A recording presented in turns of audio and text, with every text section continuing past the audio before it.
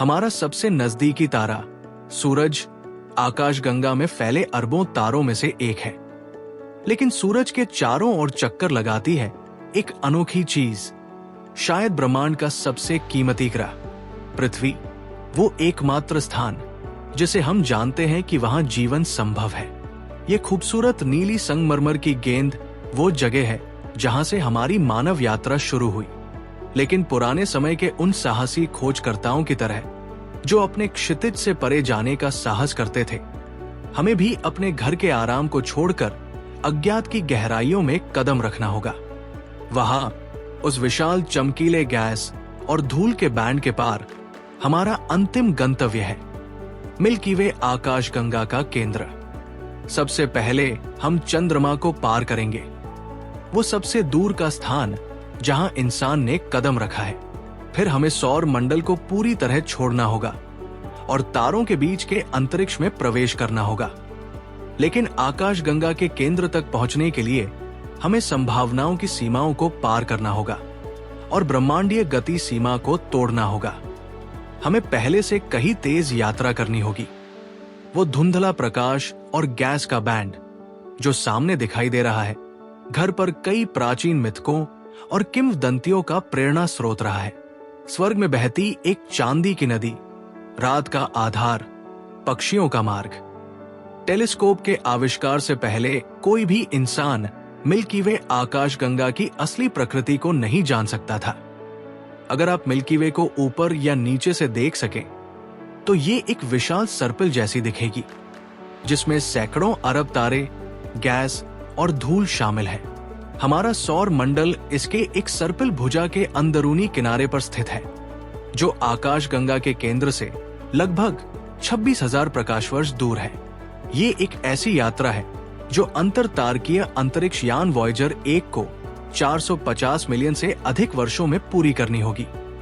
लेकिन हम किसी भी पहले लॉन्च किए गए यान से कहीं तेज जा रहे हैं। हम पहले ही घर से हजारों प्रकाश वर्ष दूर पहुंच चुके हैं। अब पीछे मुड़ना संभव नहीं है क्योंकि हम हर सेकंड सैकड़ों प्रकाश वर्ष की यात्रा कर रहे हैं। ये धुंधले चमकीले बिंदु जो हमारे सामने से गुजर रहे हैं, हर एक तारा है और औसतन हर तारे के पास कम से कम एक ग्रह चक्कर लगा रहा है। इनमें से कुछ ग्रह पृथ्वी के आकार के हैं और रहने योग्य क्षेत्र में मौजूद है। क्या यहाँ जीवन को संभालने में सक्षम ग्रह है? ये अभी भी एक रहस्य है। केवल समय ही बताएगा कि पृथ्वी वास्तव में कितनी सामान्य या असाधारण है। लेकिन अभी तक आकाशगंगा शांत है। हमें केवल वही जीवन पता है जो घर पर मौजूद है। इस बिंदु पर हमारी यात्रा हमें घर से हजारों प्रकाश वर्ष दूर ले आई है, इतना दूर कि अब पृथ्वी एक दूर की याद जैसी लगती है।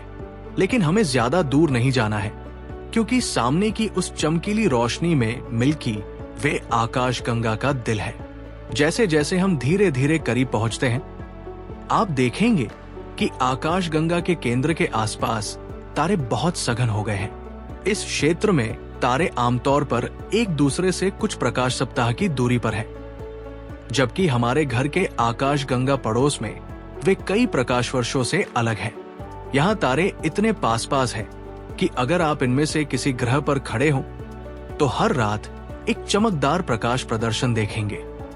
आकाशगंगा के केंद्र को घेरे हुए चमकीले विशाल तारों का एक झुंड एक अदृश्य वस्तु की परिक्रमा कर रहा है, एक सोया हुआ दानव।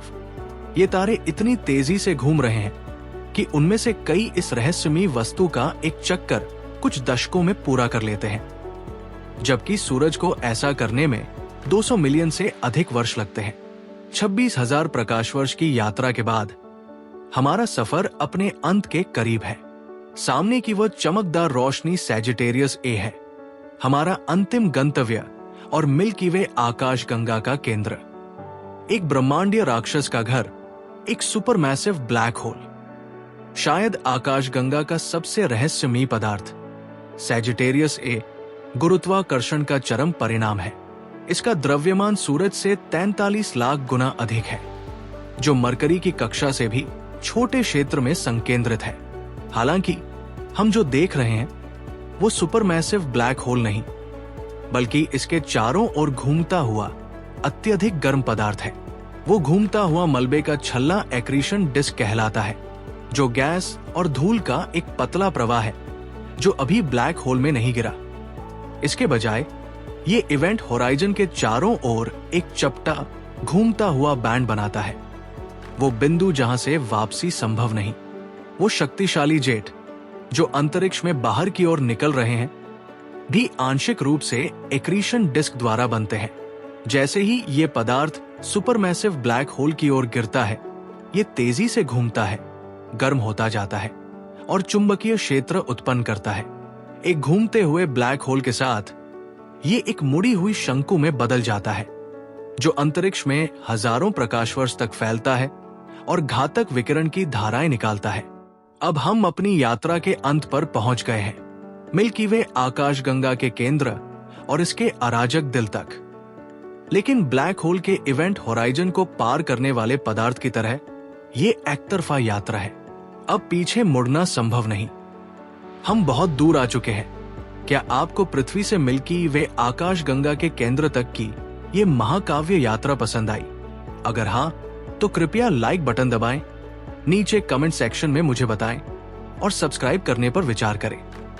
इससे मेरे चैनल को बहुत समर्थन मिलता है और मुझे ब्रह्मांड भर में ऐसी रोमांचक यात्राएं बनाते रहने में मदद मिलती है। देखने के लिए बहुत बहुत धन्यवाद। अगर आप और अंतरिक्ष के बारे में जानना चाहते हैं तो ये वीडियो देखें। अगली बार मिलते हैं।